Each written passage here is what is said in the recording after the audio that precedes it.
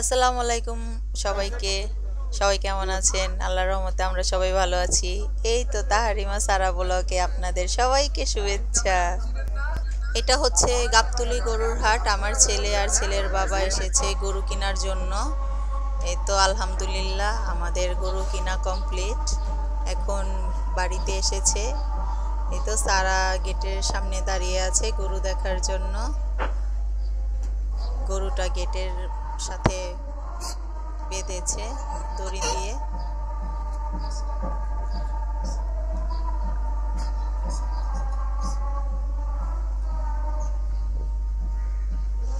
সারামণি গরু দেখছে। গরুটা একটু দৌড়াদৌড়ি করছিল আর কি, অনেক নড়াচড়া করছিল শিং মারার জন্য, তাই দূরে দাঁড়িয়ে আছে।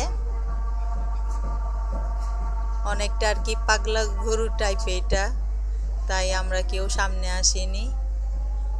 মাথা দিয়ে শুধু শিং মারে।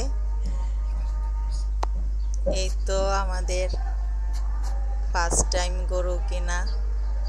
আপনারা দোয়া করবেন আল্লাহ যেন সব সময় কুরবানি দেওয়ার তৌফিক দেয়। সারা দেখছে, সারাও অনেক খুশি।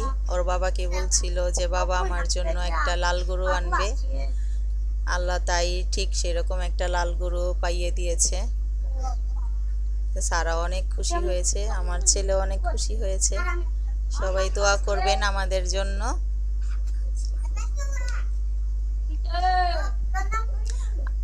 আমাদের বাসা থেকে গাবতলীর গরুর হাট একটু কাছেই, বেশি দূর না, সেখান থেকে এনেছে।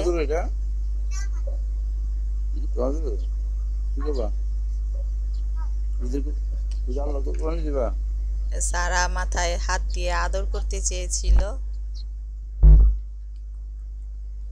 এই তো কিছু বলছে না, তাই ওই ওর বাবা ওর সাথে ছিল।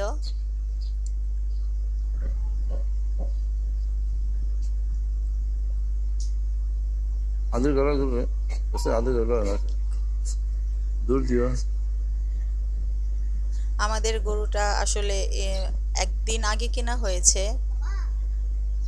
সারা ভয়েতে ভিতরে চলে গিয়েছে, শুধু মাথা নাড়ে আর কি, ভয় লাগে তাই।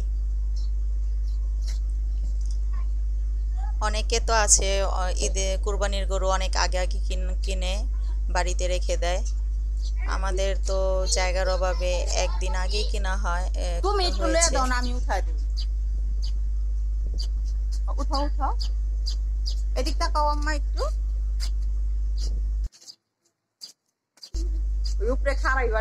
এখানে অনেক ছেলে মেয়েও এসেছে গরু দেখতে। এই তো কুরবানি ঈদের একটাই বাচ্চাদের একটা শখ, সবাই আসে কার কেমন গরু সবাই দেখতে যায়, দেখতে আসে। অনেক বাচ্চারাও আসে, দেখে, ভালোই লাগে। ঈদের আমেজ ভালোই লাগে।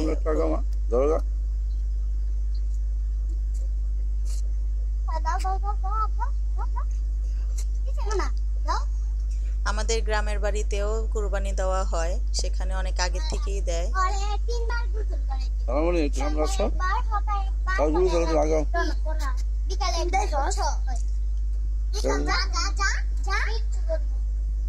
এই তো রাস্তার মাঝে রাখা হয়ে এখানে রেখেছে ওর বাবা।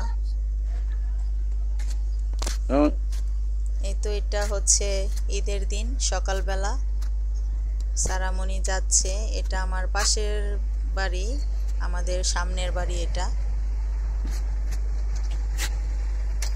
এই বাড়ির আর কি মালিক যে আপা, সেই আপার সাথেই আমরা মিলে কুরবানি দিব, আমরা দুই ফ্যামিলি একসাথে। আমাদের ভিতরে গরু রাখার জায়গা কম, তাই আপার বাড়িতে এনে রেখেছি, এখানেই কুরবানি দেওয়া হবে।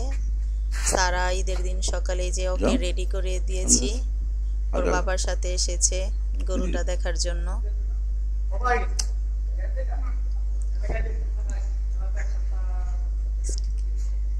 ওই দেখছে, সারা দেখছে, বলছে কুরবানি হবে, আমাকে নিয়ে যাও, দেখবে। সকালবেলায় গরু গোসল করিয়ে দিয়েছে আমার ছেলে, ওর বাবা একসাথেই গোসল করে দিয়েছে।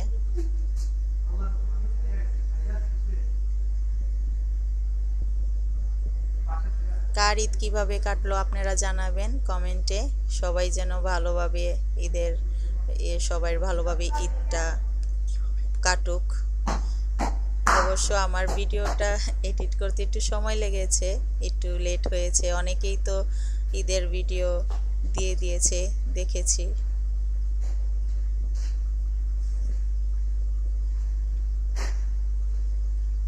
সারা দুষ্টুমি করছে গরুটার সাথে।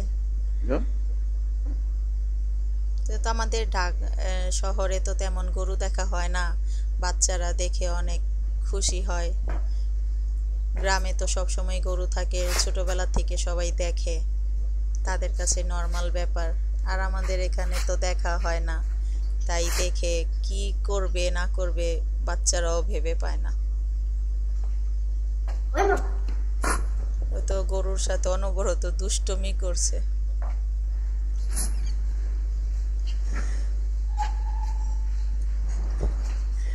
গরু মাথা দিয়ে ওরে শিং মারতে এসেছিল, দৌড় দিয়ে গেছে ভিতরে।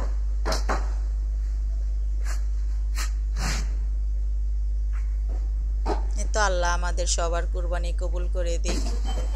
আল্লাহ যেন সবাই আমাদের ভালো রাখে, সুস্থ রাখে, সবাইকে ভালো রাখুক। যার এই তো কুরবানি করা হয়ে গেছে, এখন মাংস কাটার পালা। এখানে লোক নেওয়া হয়েছে মাংস কাটার জন্য, কষাই নেওয়া হয়েছে। ওনারাই পুরোটা কেটে কমপ্লিট করে দিবে। কিছুই করতে অনেক সন্ধ্যা হয়ে গিয়েছিল, তারপর তাড়াহুড়ো করে একটু রান্না করেছি, বেশি কিছু রান্না করতে পারিনি, তাই আপনাদের সাথে একটু শেয়ার করলাম। এখানে সব মশলাগুলো আমি ওই যে আগে করে রেখেছিলাম সেগুলোই। এখানে একটু কলিজা ভুনা করব, মাংস আগেই রান্না করেছি। তো ঈদের দিন অনেক কাজ থাকে, সব কিছু তো আর ভিডিও করা হয় না, তাই দেখা সম্ভব হয় না। তাই যেটুকু করেছি সামান্য, তাই আপনাদের সাথে শেয়ার করলাম। এখানে কলিজাটা সব মশলাই দিয়ে দিয়েছি, যা যা প্রয়োজন। আপনারা তো সবাই রান্না করতে পারেন, কি আর বলবো। সব মশলা দিয়ে আমি কলিজাটা আগে সিদ্ধ করে নিয়েছিলাম লবণ দিয়ে, তারপর ওয়াশ করে তারপর রান্না করছি।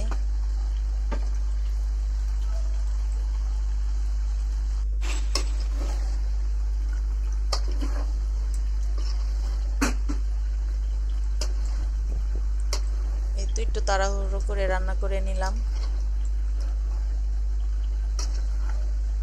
সারামনির জন্য পোলাও রান্না করেছি, আর মুরগির মাংস রান্না করেছি। ও গরুর মাংস খায় না, কলিজাও খায় না। ওই আমার মেয়েটা কিছুই খেতে চায় না এগুলো।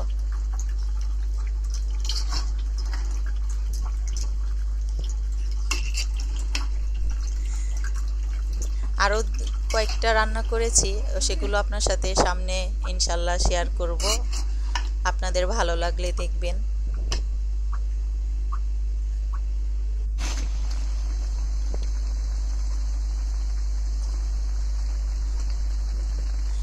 এই তো আমার কলিজা রান্না প্রায় কমপ্লিট। আপনারা জানাবেন কেমন হলো, কমেন্টে জানাবেন। এই তো ঈদের দিনে সবারই ব্যস্ত সময় পার হয়, অনেক কাজ থাকে। আমরা যারা গৃহিণী সবাই জানেন, খুবই কাজ থাকে, কিছু করা যায় না। এই তো, আল্লাহ হাফেজ।